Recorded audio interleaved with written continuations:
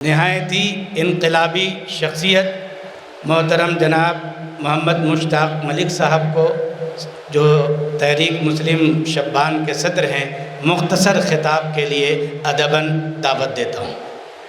اعوذ باللہ من الشیطان الرجیم، بسم اللہ الرحمن الرحیم۔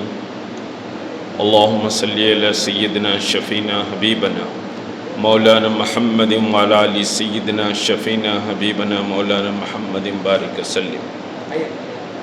وفاق العلماء کے ذمہ داران اور برادرم اسلام الدین مجاہد صاحب، ایڈوکیٹ خالد صاحب، ویسے دونوں ایڈوکیٹ ہیں، یہ تو پروفیسر ریٹائرڈ ہیں، اور پھر برادرم رحیم اللہ خان نیازی صاحب، علماء اکرام، اور جلسے کے کنوینر حافظ عبدالفتاح سبیلی صاحب۔ وقت بہرحال زیادہ نہیں ہے اور کچھ دوسری مصروفیات بھی ہے۔ کل سیز فائر کی جیسے ہی خبر آئی تو پھر 24 سمجھیے کہ مئی کے تلنگانہ مارچ کے پروگرام اور اس کے آرگنائزیشن پر بغیر کسی توقف کے ہم نے بات شروع کی۔ اسی سلسلے میں کچھ اور پروگرام ہیں، اس وجہ سے میں نے گزارش کی۔ ایک بات یاد رکھیے کہ یہ جو مسئلہ ہے وقف کا، یہ صرف وقف کی لڑائی نہیں ہے، یہ ہندوستان کے مسلمانوں کے وجود کی لڑائی ہے۔ اس کو بہت اچھی طریقے سے ذہن میں رکھیں، نمبر 1۔ نمبر 2 یہ کہ کچھ طاقتیں یا کچھ ہمارے اندر کی صفوں میں بیٹھے ہوئے افراد یہ کہتے ہیں کہ یہ بل واپس ہونا بہت مشکل ہے۔ ایک تاثر ایسے دیا جا رہا ہے، لیکن ہم کو لڑائی تو لڑنی ہے۔ یاد رکھیے، منتشر ذہنوں سے میدان نہیں جیتے جا سکتے۔ ہندوستان کا 25 سے 30 کروڑ مسلمان، خدا کی قسم اگر یہ عزم اور حوصلہ کرتا ہے کہ یہ بل واپس ہو کر رہے گا، تو کوئی طاقت ایسی نہیں ہے کہ اس بل کو قانون کی شکل میں اس ملک میں نافذ کر سکے۔ ہماری اپنی ایک تاریخ ہے، اور ہماری تاریخ کوئی کمزوروں، بے بسوں، لاچاروں، مجبوروں کی تاریخ نہیں ہے۔ میں ابھی حالیہ عرصے میں یہ بات پوری زور سے کہہ رہا ہوں، اسلام الدین مجاہد صاحب بھی اس بات کو سن لیں کہ اگر 1000 سال کی تاریخ اس ملک کی دیکھی جائے، میں بہت اہم نقطہ آپ کو سمجھا رہا ہوں۔ جو سمجھایا جاتا ہے نا کہ یہ اقتدار میں ہیں، طاقت کا نشہ ان کو ہے، پارلیمنٹ میں ان کی طاقت ہے، ان کی قوت ہے۔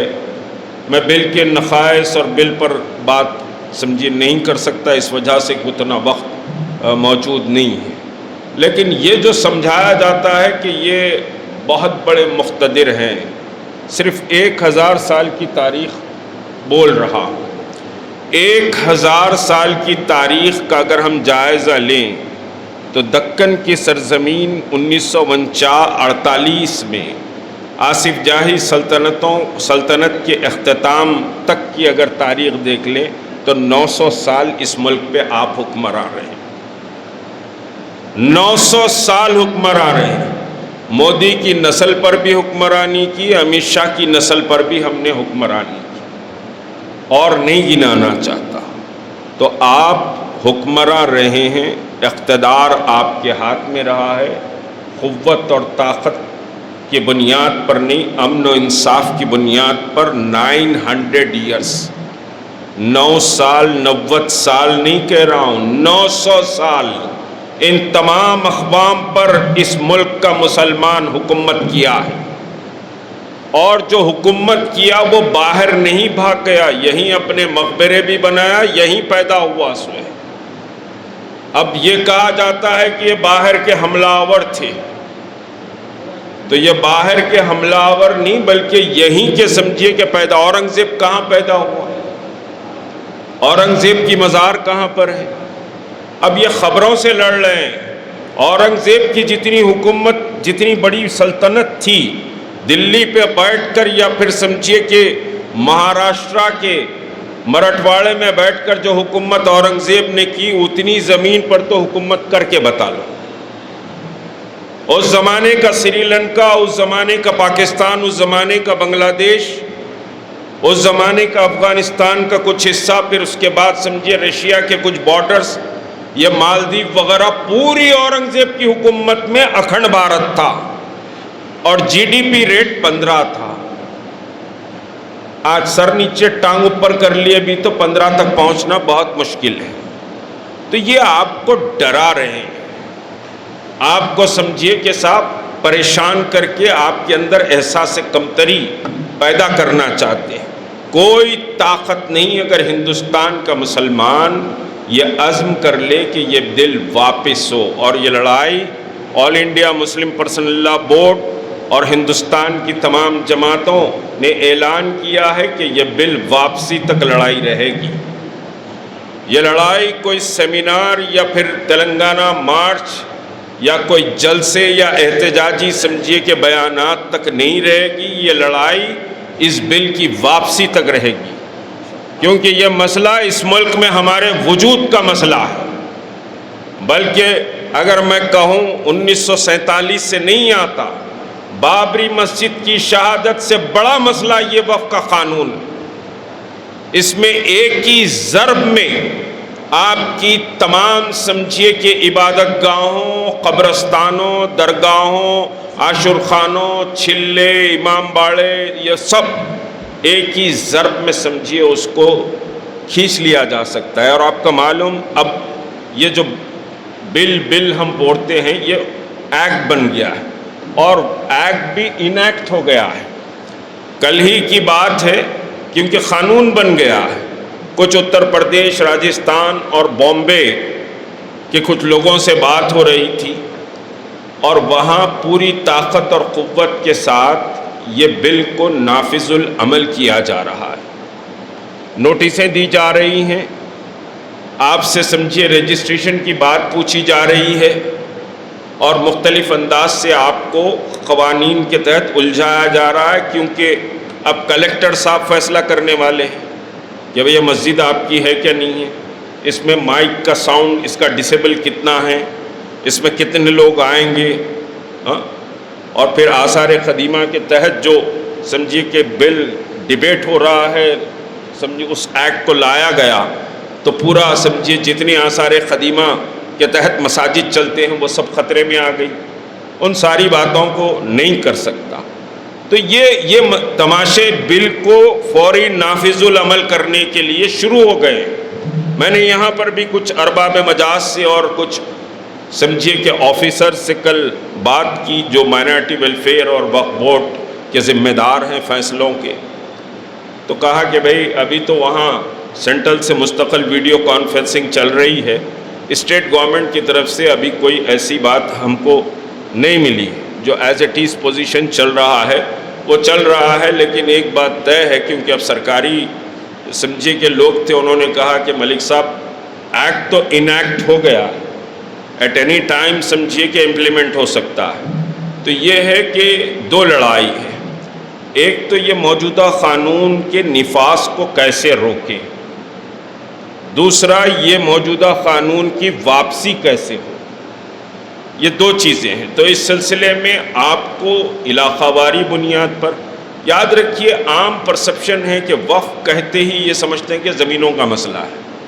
भाई साहब ये मसला ज़मीनों का नहीं है, बल्कि एक इंटरव्यू हो रहा था तो मैंने कहा कि ज़मीना लेते ले लो, लेकिन मस्जिदें और समझिए कि क़ब्रस्तान और दरगाहें, ये जो शार इस्लामी हिंदुस्तान के माने जाते हैं, ये समझिए कि छोड़ दो आप, ये कम से कम छोड़ दो, इस पर ज़र्ब मत लगाओ। और बाबरी मस्जिद का मसला एक कलेक्टर के ज़रिए ऐसे ही लाकर आ गए, फिर उसके बाद रातें रात पुलिस में कंप्लेन हुआ, उसके बाद कलेक्टर ने रिसीवर को मुकर्रर किया, खुफल डाल दिया गया और आज क्या पोजीशन है आपको मालूम।